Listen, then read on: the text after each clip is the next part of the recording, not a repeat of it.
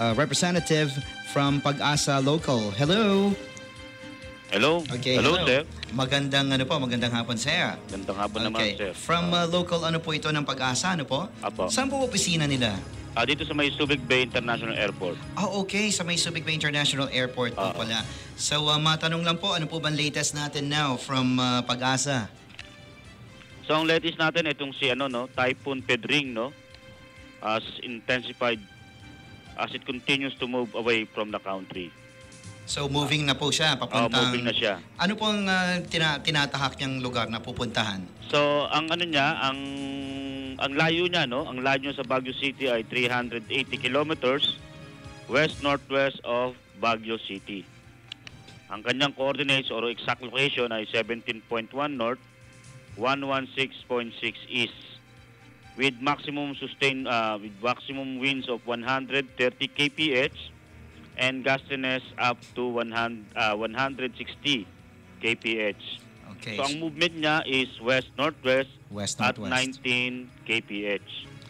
Okay. So expected to be at 910 kilometers west-northwest of Baguio City by tomorrow morning.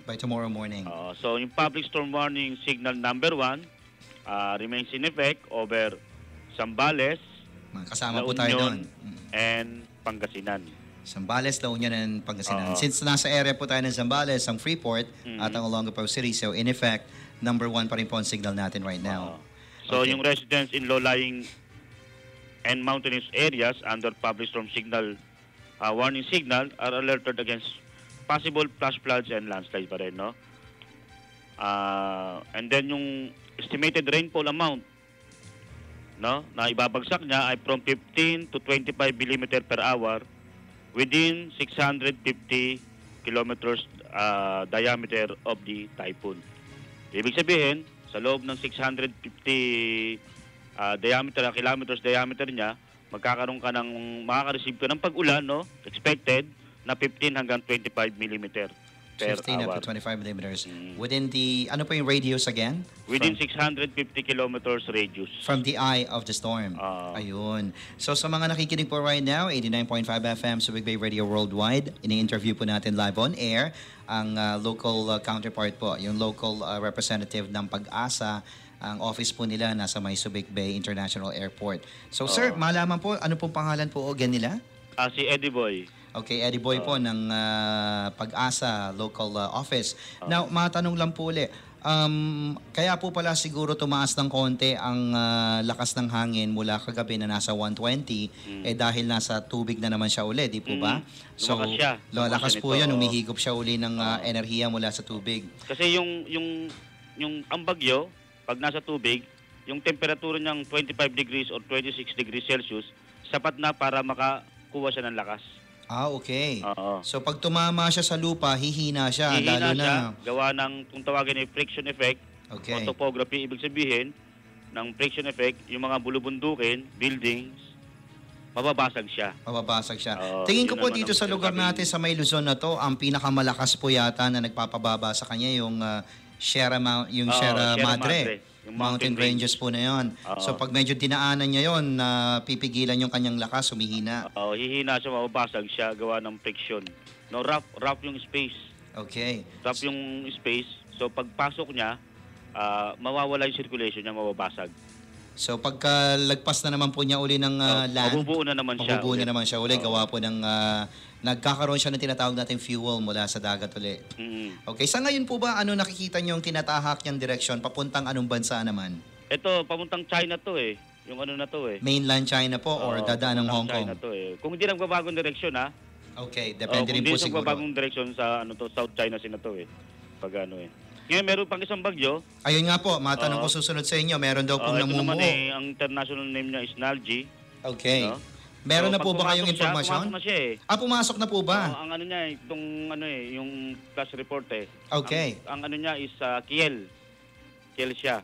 Kiel ang kanyang? Kiel. As in Q-U-I-E-L. Yun po ang kanyang local pangalan. Ngayon na magiging kanyang local na pangalan. So pag lumabas siya, gagamitin na naman niya yung international name na Nalji. Nalji, okay. Kasi maraming, kunyari, marami siyang pumuntahan na bansa eh. So, sa bawat bansa pumuntahan niya, ibang pangalan. Ibang pangalan niya. So, gumawa ngayon ng isang international name para matrace mo kung ano yung bagyo na yun. Sino siya, saan patungo itong yung bagyo na ano to. na yun. Pag nasa international water siya, kumbaga. Hindi naman international water, kundi yung international name na yun, pumunta man siya sa isang lugar, alam natin, yung Nasa Pedring, to. yun yung Nalgi. Okay. Yun ang ano doon. Ayos. So, sa ngayon po, itong nabubuo na to na sinasabi niyong papasok dito sa Philippine Area of Responsibility, meron na po ba tayong informasyon? Gaano kalakas at lalakas pa ba?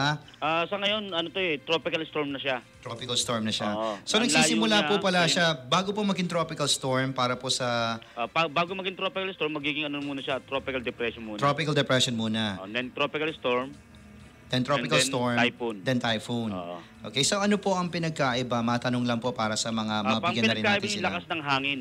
Okay. So para maging lakas ng tropical hangin. storm po siya, anong simula ng lakas ng hangin? Nasa 30 siya. 30 kilometers per hour. Yung 30 to 60. Okay. Yung tapos 60 hanggang 185. Typhoon na yon. Then tropical depression. Tropical depression, Then okay. yung 85 pataas, typhoon na. Typhoon na. Oo. Ayun. So, So, yun po bumabase pala din, yun.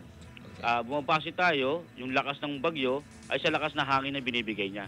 Okay, so Hindi doon malinaw sa dami po. ng ulan. Hindi sa dami ng ulan. Oo, Kasi hindi sa dami ng ulan, kundi doon sa lakas na hangin na ibinibigay niya. ang monsoon nga po, magbigay nga minsan ng mas marami pang ulan eh. Di po ba? Ngayon, Kaysa ito sa bagyo. naman, katulad ngayon ito, itong